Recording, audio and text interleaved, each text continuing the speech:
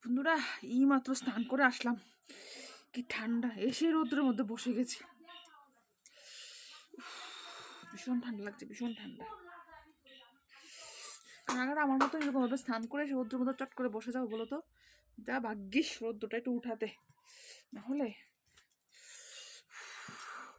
অবস্থা খারাপ ছিল আমার আজকে।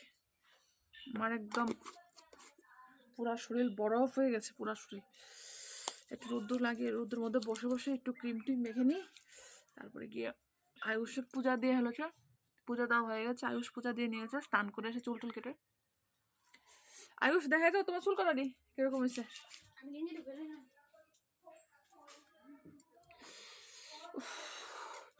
ভীষণ ঠান্ডা লাগছে, ভীষণ ঠান্ডা।